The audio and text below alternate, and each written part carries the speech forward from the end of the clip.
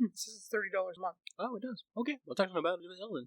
We're also just good to start talking about Copilot stuff. I'm leaving that front bit in. That's just going to be a cold open now.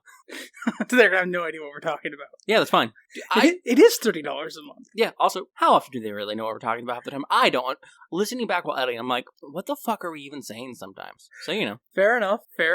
I would like to pretend that we're in a cockpit. Yeah. Inviting people into the cockpit with us. Yeah. To keep kayfabe. It gets pretty cramped, but yes. And so while we're keeping kayfabe, it's that time of the month where I go, hey, Justice, you got any topics to talk about? But that'd be facetious, because we both just went to Gen Con. We did. In fact, we let people know we were going to Gen Con like 2 episodes ago. Yeah, and then we said something about it on the episode that came out the Friday of Gen Con. Yeah. I didn't end up taking my Copilots mug, just because I didn't end up taking any of my mugs. Yeah, fair. I didn't plan on it. I took my Brita filter water bottle because it holds more water. And Indie water, if you're just not getting from already filtered sources, I wouldn't trust. I've been in Indy enough, spent enough time there as a child. Spent quite a few summers living in Indy with our aunts. Yeah, especially if you're getting water from like the White River. It does not taste good. The White River is only one of 3 locations in Indianapolis draws its water from. Yeah, no, only one of 3. Yeah, there's a reservoir, and the third is groundwater. Mm-hmm.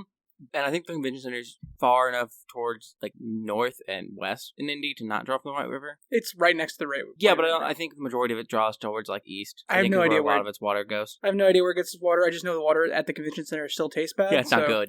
Got my trusty little Brita water filter bottle, which honestly, I don't use that thing enough, but Jesus, it's so good. The water all comes out like with a little bit of charcoal-y like aftertaste to it, but like the water it tastes clean on the front, and like there's not any other taste to it. Fair enough. So, but yeah, Gen Con, best 4 days in gaming, and depending on how you count, the biggest gaming convention in the world. I don't count, so a gaming convention. Fair enough. Counting's just always seemed really hard. Well, the reason it depends on how you count is because Essen's big German board game con counts by turnstile count, which means every time somebody enters the convention, they count one person. Yep. So if you enter the convention, leave to go get lunch, and come back, you're now counted twice. Yeah. And if you come back every day of Essen, you're counted for every day you enter. Mm-hmm. So they always end up with like numbers like 250, 300,000 people. Yeah. Yeah. Gen Con counts by unique attendees. Yeah, by badge sales. So this year it's like 71,000? Something like that, yeah. It was sold out all 4 days,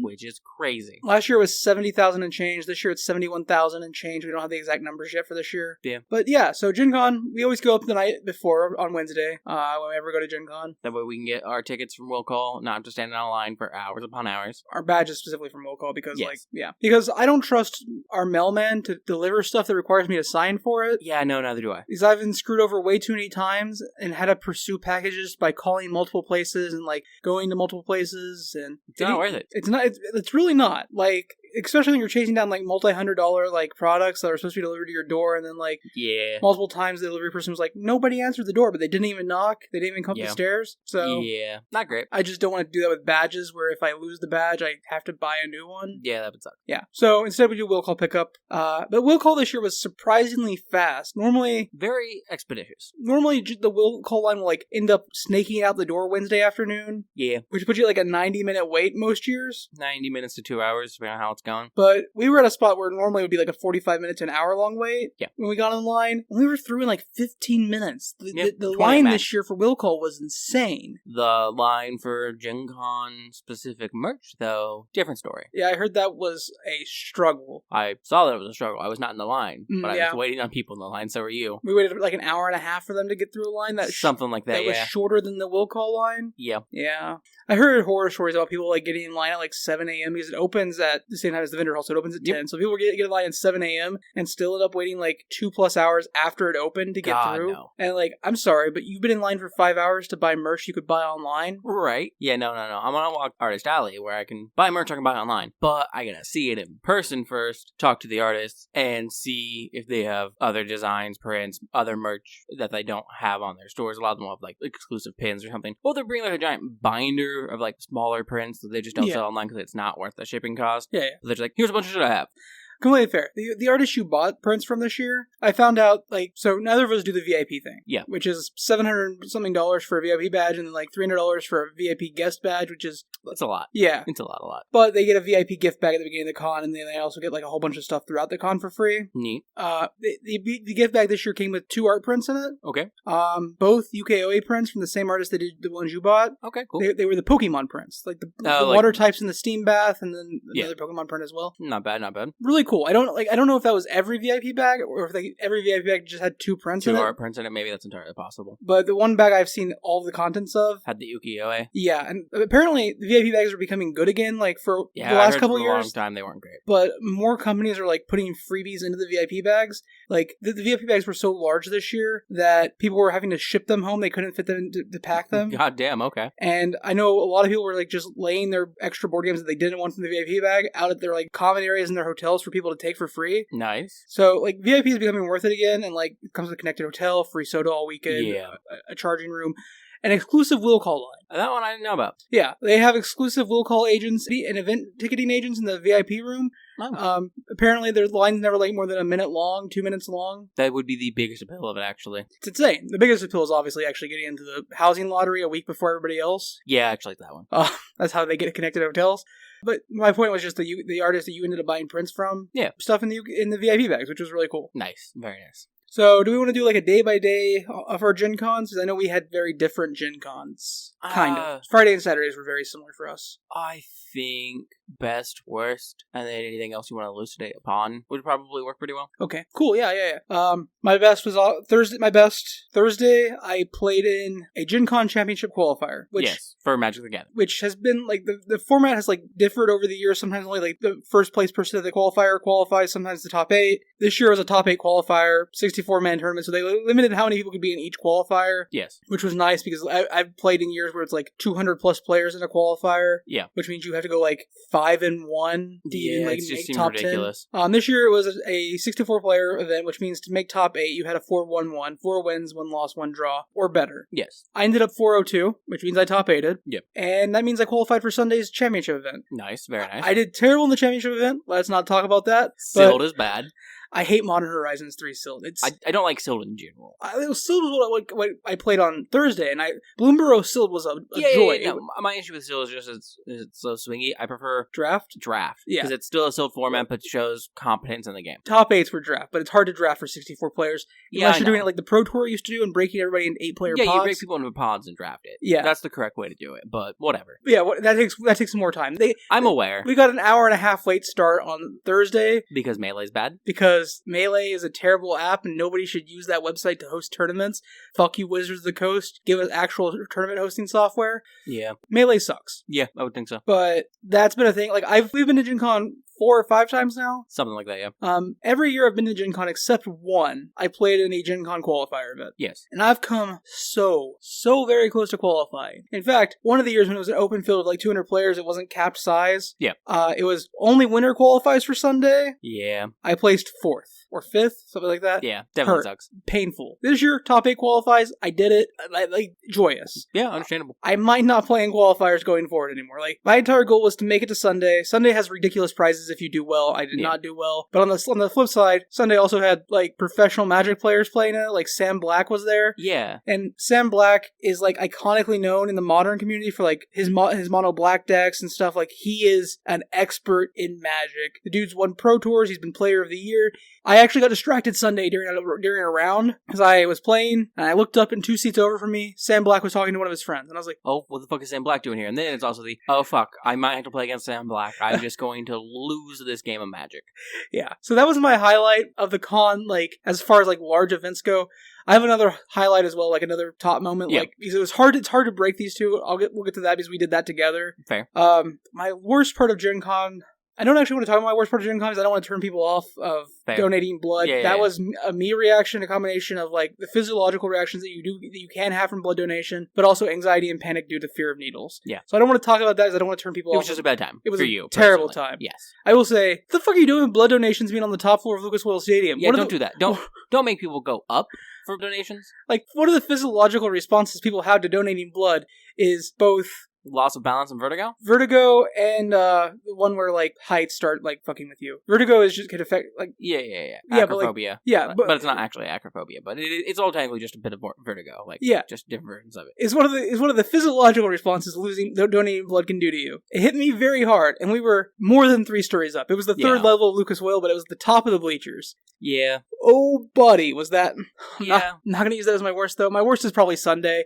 Like, I scrubbed so hard in the Top 64 championship event, and it felt like such a waste of time. I didn't get to go to the consignment store, and I didn't like get to browse Artist Alley as much as I would have wanted to that weekend. And yeah, understandable. All in all, Sunday, like, just scrubbing as hard as I did really hurt as far as, like, the weekend went. Yeah, I can understand that. But, yeah, that's probably the worst of my Gen Con experience, and the best. But I have another best. Save it for later. Justice, what's your best and worst of Gen Con? My best Gen Con, besides the one that we both think was absolutely fantastic, wasn't Gen Con. Yes. So, Thursday, the first day of Gen Con, I normally take pretty easily. I walk the vendors and the event hall, seeing for things like, if there's an event that I know I want to go to, I already have a ticket for it by then. But you use Thursday kind of like a scout day for the vendor hall and stuff. Like just and the consignment shop, I'll stop by there if there's anything I want that is too pricey, because in the consignment things will drop prices each consecutive day. Mm-hmm. I'll kind of just flag in my brain. If it's something I really want and it's not too pricey, I might grab it. Yeah. But I don't have anything super busy. And, what's this? Coheed and Cambria and Primus and Too Many Zoos are like 10 minutes from the convention center on the first day of Gen Con. Not even 10 minutes, dude. Yeah. So I got a ticket for that about a month and a half in advance for Gen Con. And I went to go see one of my favorite bands on the opening day of Gen Con. It was great. Met some really nice people, hung out, got a bunch of free drinks. And like this guy was super nice. He was going to be there with his wife. His wife couldn't make it. He was just like, fuck it. I want someone to drink with, talk about music with, and hang out with. So that was cool. Met some other people from Gen Con who were like, yeah, no, man, great music. And it's the first day of Gen Con. So it was just a good vibe all around. I saw one of my favorite bands. I saw Primus for the first time. Too Many Zoos were fucking excellent live. Mm-hmm. I was supposed to go to that whole concert. Yeah. But the Thursday tournament poured over and I top 8'd. And in order to like get my prizing for the first day and get qualified for Sunday, I had to sit for the top 8 draft. Yeah, which put me like, I missed all of Coheed because of the draft portion. Yes. And I made it in time to see Primus. I did find out today though that a friend of mine that I met through a friend from the place I used to work was literally 15-20 feet from where we were during Primus. Oh, dope. I didn't know they were there, but yeah, they came up for Primus. Neat, very neat. I did manage to get there for Primus. I didn't miss a single Primus song. Yeah. Technically, they played their first song while I was walking into the venue, but it was very loud, and you could hear it. Yeah. But I did miss Coheed, and I missed Too Many Zoos, and Too Many Zoos was what I was most hyped for. Yeah. The tournament overflow, like, that's the worst part about, like... It just eats so much time. It eats so much time, and then, like, I want to tell a story about the top 8. Okay. So, top 8 is obviously 8 players. It's the best 8 players from the day of the play. Yes. Top 8 prizing was a combination between 1st through 8th of 22 booster boxes of Bloomborough. Which is a crazy amount. Yeah. Each box was being bought on site by different vendors for between $100 and $120 depending on which vendor you went to. Yeah. For the top 2 players receive invites to what's called a regional championship, which is also a qualifier for the Pro Tour. The other 6 players just win booster boxes. Okay. Technically, if you place 1st or 2nd, you win more booster boxes than the person who places 3rd, 4th. Anyways, there's 22 boxes, two regional championship invites. We sit down at the table to draft. We ask the judge over, we're like, hey, if everybody agrees, can we do a prize split? Just get this over with. Don't actually do the draft. The judge is like, you have to actually do the draft, and then you can concede based on ranking to give like seats for Sunday. And we're like, cool, we can do that. We'll just auto draft like everyone just take a card pass, take a card pass, take a card pass, take a card pass. But like we were talking about like prize splits, and the reasonable prize split was 3rd through 8th all get 3 booster boxes of Bloomborough. Yeah. 1st and 2nd each get 2 booster boxes, but they also get regional championship qualifiers, which is a minimum of $1,000 in prizes. Yeah, you have to go to the regional championship. And we're talking around the table. Everyone's like, we literally go one by one. Hey, are you interested in the championship qualifier? Are you? And only 2 people are like, yeah, we're interested. But it gets back around the table. Everybody's been like 2 people. We're like, cool. We get split prizes. And one guy goes, you know what? I actually want the regional championship qualifier. Fuck that guy. Which means there's now 3 people that want a prize that there's only 2 available for. Yeah. He had just not spoke up. If he had just shut up, we would all split boxes and walked away. I would have made it in time to see at least half of Coheed and Cambria's set. Yeah. But he didn't. And that meant we couldn't prize split, because in order to prize split, everybody who's left in the tournament has to agree to prize splitting. Yeah. So we have to actually draft. We have to actually play it out. Luckily, that guy got eliminated in the first round, so everyone immediately afterwards could prize split. top four prize split. But like, it sucks for everybody who wasn't top 4, me, because I honestly, it was just interesting getting the fuck out of there. Yeah. So, I was so excited. I was like, oh yes, let's prize split. Let's get this fucking done and out. I can get good prize support. I can go see fucking half Coheed set, watch Primus. Yeah. Yeah. Yeah, that was upsetting. Fair. But what was your worst for Gen Con then? My worst for Gen Con? Honestly, I don't have anything that was really bad for the most part. I would arguably, I guess, say the worst is that I didn't get to play more Blood on the Clock Tower. And I think the big issue there, my biggest problem with it is always so late in the night when they start. Well, they start at 7 p.m. Yeah, I know. But we had events. But the bulk of the games that you're going to be seeing are closer towards the middle of the night. Between midnight, they run the majority of their games between 10 p.m. and 4 a.m. Yes, that's when the bulk start to pick up. There's a few that will start to pick up before then, but the bulk of them are at night, and it's just I personally have no problem staying up that late. But part of the fun of playing Blood on the Clock Tower is playing with people you know. Yes, there's the argument that hey, if you don't know people, it's harder to tell if they're lying, it's harder to get reads on them. Fair, but it's a social game. I kind of want to play with the people I come to the con with, because I came to the con with the people I came to the con with because they're my friends. Yeah, I get that. So I would have liked to play more Blood on the Clock Tower, but I will say the one game we played at Botsy this year versus last year was so much better. So much better. I think our storyteller was better, and I think having more experienced players in the game made the game function better. Having experienced players in the game who aren't douches about it. Oh yeah, because we had 3 last year, but they were all kind of just assholes about it. And they immediately grouped up and were yeah. This year we didn't have that problem, and it was a more in-depth game. I really enjoyed it. But yeah, I would agree. I'd like to play more Blood on the Clock Tower too. In fact, we finished the game and I was it's only 1:30. We could play more. Yeah, we could literally go to an event registration, get tickets for a 2:00 game, and go sit down. Also, they were just accepting generic tickets as long as we could have just gone to an event registration, got generics, and yeah.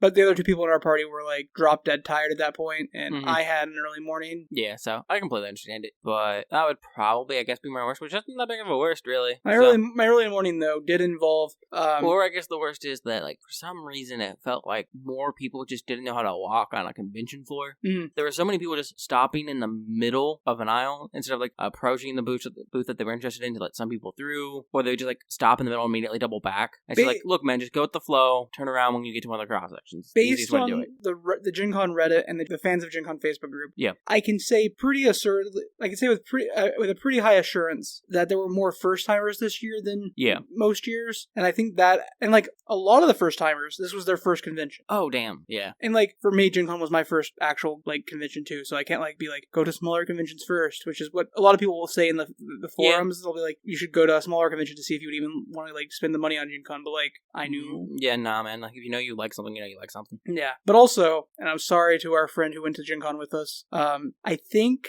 Gen Con has become actively worse because of Lorcana. I believe it. And, not because of Lorcana tournaments, not because of Lorcana players. People who actively play the game, I don't think are the reason why... No, but because of Lorcana scalpers. And because last year, there was such a high Lorcana scalp rate at Gen Con. Yeah, there was. I think that's encouraged more people to show up to the convention just to scalp new products. Yeah, I saw more scalpers this year than I ever had before. I would walk a half a block away from the convention center and someone would just be posted up with product trying to sell it to people on the street. Yep. Yeah. And that's why VIPs no longer get an hour early access to the vendor room. It used to be a thing up until 2015. Yeah, but then they would buy things and scalp. Yep. Yeah. People would buy VIP just to get into the place early to buy limited product and then immediately flip it. Yep. And they would easily cover their VIP badge. Yep. That's why they no longer get in early, because fair enough. They do have a dedicated door that VIPs can go in and out of the hall with, so that's cool and useful. You don't have to Yeah. But yeah, I think Disney did a lot of damage to Gen Con. Fair. I hope that over time that falls off, because there's not actually a lot of high value stuff to scalp at Gen Con. Yeah, not really. Lorcana promos are good value scalps. Lorcana promos and some Magic promos. And sometimes the Magic promos drop in value very quickly. Fast. Yeah.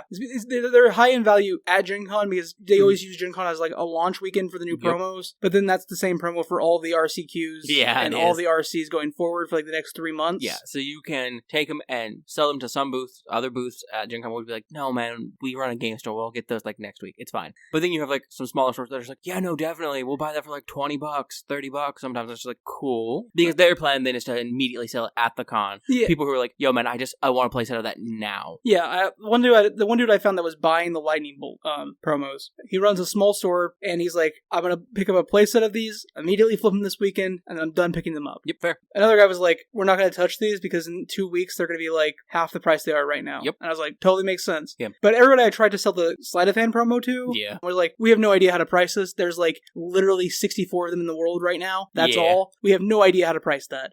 Please take it, put it back in your binder, and go the fuck away. We are tempted, but scared. Yeah. It's like, there's no pricing data. We have no idea. And I was like, yeah, like, give me a price. And I'll tell you if I think it's fair. And they're like, nope, not doing that. Nope. We can wait a bit. We can afford to join the pool to try to get a booth at Gen Con. It's fine. We got the money. We're good, man. On Thursday, the Bloomborough Shield, one of the packs I busted, had Three Tree City, the borderless version, which is the most expensive card in the set. Nice.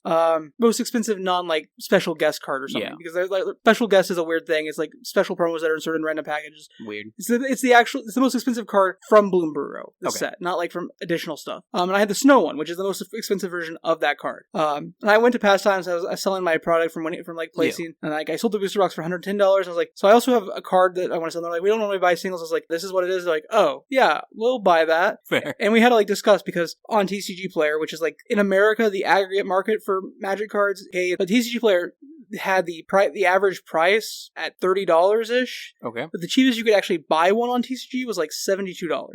Okay, damn. So the average price and the minimum price were not matching up. And like, he's like, how much do you want for this? I was like, I could get $50 for it. He's like, deal. Yeah. Like, instantly, like, Pastimes was so easy to work with. But yeah, Pastimes like the best booth I had, like, work one-on-one sales. They don't buy singles, so if you're trying to sell singles or like bulk, doesn't work, but they worked really well for that. You want to get into the thing that we both really enjoyed, though? All of our panels?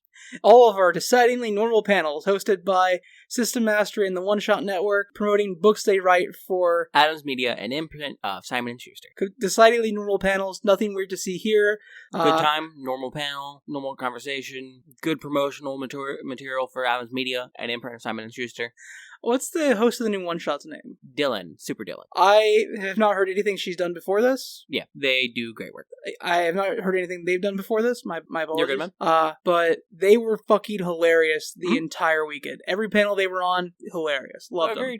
Made me go, it's really sad I don't like actual play content. Yeah, understandable. But I am really excited to listen to James's new podcast. The Ultimate RPG Cast thing? Yeah, because his first episode was an interview with Dylan. I'm like, cool. Yeah, fair. Unfortunately, Jeff from System Mastery could not be there. He had COVID. And he may make it. Although Dylan claims to have killed him and stolen his dice because they had the exact same dice as he does. Yes. So, I mean, it tracks. Dylan did take over the One Shot podcast through a violent coup. Are you suggesting they're also attempting to take over the System Mastery podcast through a violent coup? It's entirely possible.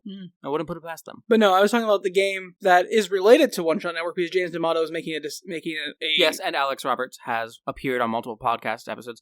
Did a podcast that I believe was hosted on the One Shot podcast on the One Shot Podcast Network for a while, and yeah. So we're talking about a game and is part of the best season of TV Mastery. That's 100% true. Littlest Hobo is a show I actually need to watch. Fair. No, but we're talking about a tabletop improvised role-playing game called For the Queen. Yes. Which James D'Amato, I guess owner and operator of the One Shot Network, is making a For the Queen Descended game. Descended from the Queen. Yep. Descended from the Queen game called Oh Captain My Captain. Yep. Which uses the same mechanics as For the Queen, but instead of being about royalty and serving a monarch, it's about working for a captain. Yeah. So, For the Queen, in its simplest terms, is a campfire continuous storytelling game. Yes. Where I start a story, you pick it up, next person picks it up, and so on. Yeah. But it's guided by a deck of cards. By prompts from a deck of cards, yes. And the entire conceit of the game is the queen that you serve is going on a potentially diplomatic mission. Going on some adventure/mission, and you and the other players have been brought along because the queen knows one thing for certain, and it is that you love her. Which is not necessarily true, that's just something that the queen believes. As your own person, you can decide whether or not you actually care about the queen or what she represents.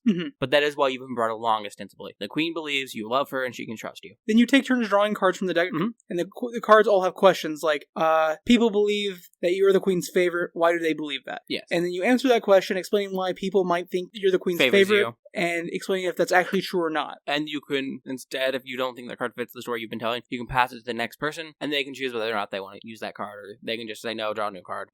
And it sounds very simple. In fact, it is very simple. In fact, it's so simple that as much as I love Alex Roberts, and as much as I love One Shot Network for the 2 years that For the Queen's been out, 3 years For the Queen's been out. Every time I hear about it, I'm like, I don't need that game because it's just cooperative storytelling. I can do that on a net form, like RPG Guild.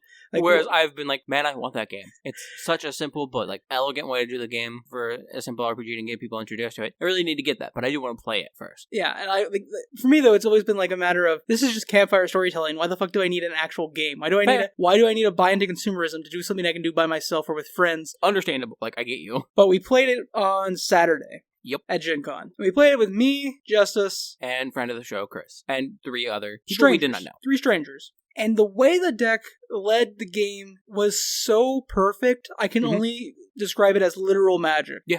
People talk about tarot decks being magic. I don't believe that. I believe tarot is a tool for self-reflection and self-reflection only. Which it works very well for. But For the Queen feels like actual magic. The way the cards lined up. And it's not the cards lined up in such a way because... The questions are vague enough, which yes, the questions are vague enough in some situations. There are more specific kind of questions that just fit stories other people have been telling a bit better. Anyone could answer them. But there are questions that fit specific stories better. And the correct people telling those types of stories got the questions that correspond to it. Or if someone decided to pass the card because it fit the other person, the next card that would have been used on someone else is a better fit for the person who instead is now drawing it. Which is, yes, it's all objective and you can argue that that's not actually the case, but it very much in the moment feels like it's operating at 100% efficacy, really. Yeah. Which is crazy. Well, there's already a magic in creation, right? Yes. When you create something, and I'm not trying to be esoteric, but when you create something, a story, a game, an experience for people to enjoy, there is a magic in that.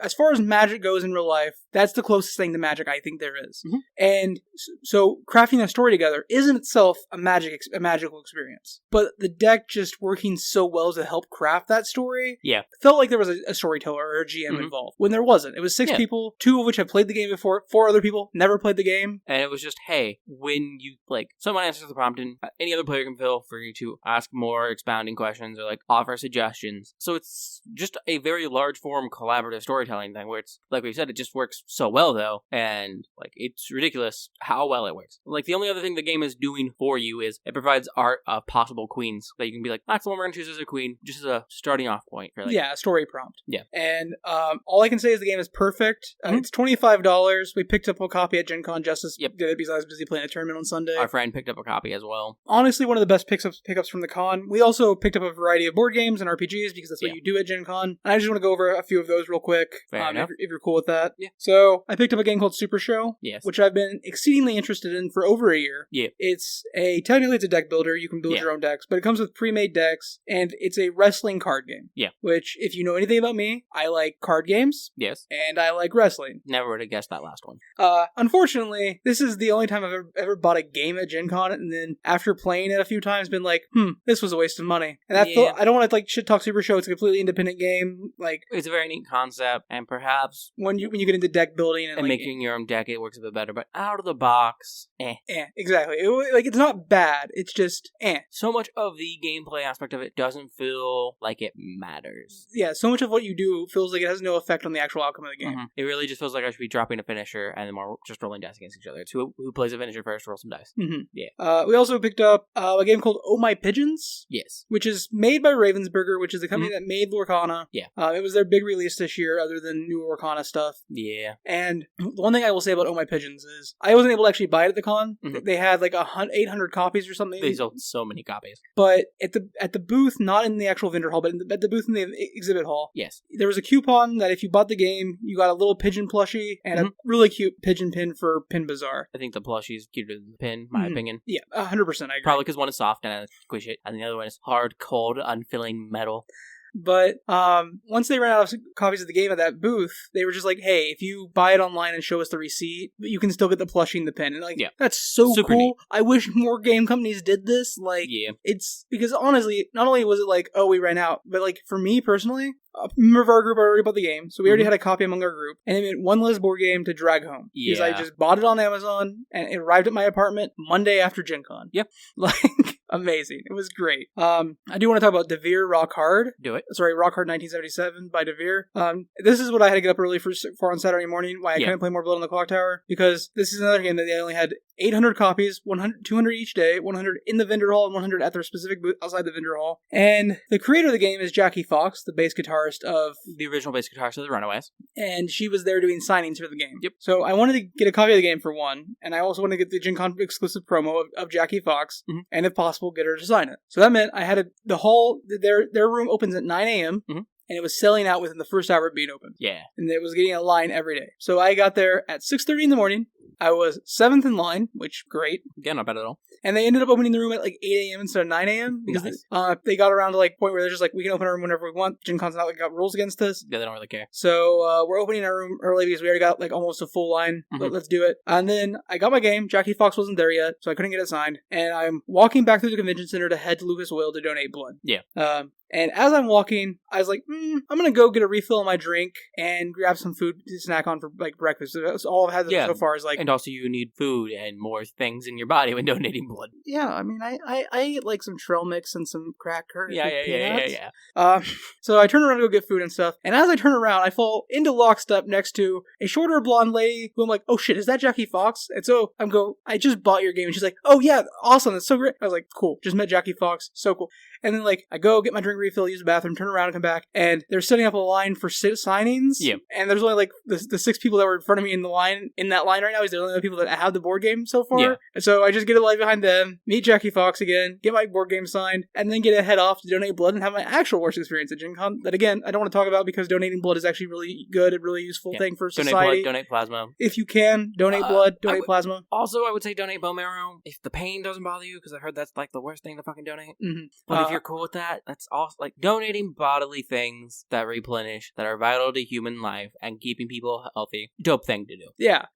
Even if you have a fear of needles, try to get over it. Like, because the thing is, I didn't do it because I've donated blood several times and I always have a horrible fucking reaction to it. Not even from nervousness. It's just like my blood leaves my body just goes, no. I think a large part of that is the fact that my sleep is so fucking horrible that like you drain me of blood and I feel like shit for days. I, in college, started donating plasma on a regular basis. And during that time, substantially conquered my fear of needles. Yes. But it turns out, phobias that don't have basis in reality, if you don't continually confront them, will slowly, apparently, rebuild over time. Fair. So, by the time they were sticking a needle in my arm Saturday, I was already in panic mode because it had been a really long time since I'd had a needle stuck in my arm for more than the time it takes to get a shot. Yeah. And that led to a series of negative escalating failure. I honestly considered just not spending the rest of the con Saturday. That's how bad I was. I was like, I'm just going to get an Uber, go back to the hotel, and do nothing but sleep because I feel like garbage. But the people running it are very nice. They monitor your condition. They make sure you're fine. Yeah. They make sure you have snacks, drinks, all the things you need. They just, for some reason, were located way too high up. I think I don't understand that part. That part I don't understand. That feels like poor planning on Gen Con's part. I wanted to talk about 2 other games we got. Both tiny little games, easy to play. One not so neighborly, which you and Zulema picked up Sunday, I think? Saturday? I mean, she picked hers up beforehand. I picked mine up Sunday. Okay. I didn't get to play at the con. I was busy doing other things. Yeah. But I played it since. Great little game. Fantastic little card game. I don't know how much it was, but it couldn't have been more than like $25. I think it was like $25 after I bought the booster pack for it. Yep, that's amazing. Last game I want to highlight is a game called Trio. Yes.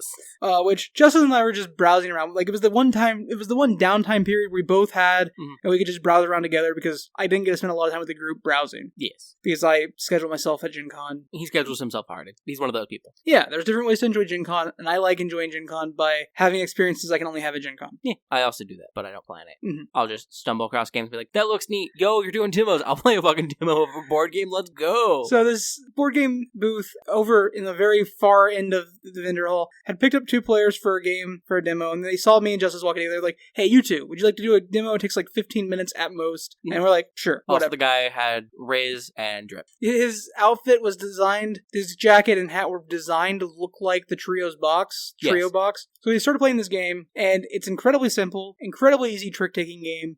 And by easy, I don't mean like easy to win. It's a 4-player game. Yes. You're going to lose more games than you win, just the likelihood of it. Yeah. But it was easy to learn, and it was simple, but it was a lot of fun. Yeah. We finished the demo, and I immediately turned to the person at the booth and I was like, how much is the game? You got me. How much? $15.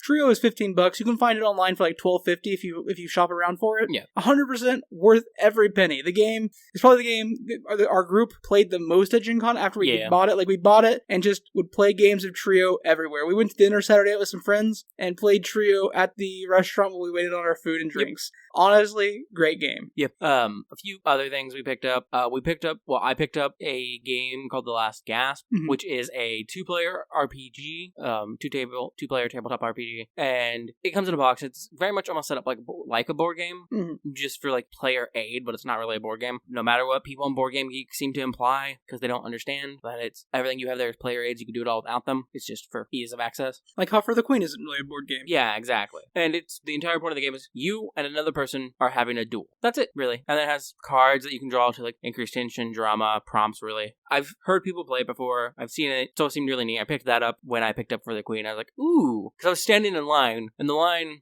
at the booth where I picked up For the Queen was not organized. No, because it's in the... It's in the very, very middle. There's no place organized line there. Yeah. So we just went through the little shopping area. So I walked by every fucking product they had. Like, I got in the line because I was like, For the Queen has to be in here somewhere. So I just followed the line through, holding nothing for the like 75% of my progress through the line, looking for the Queen.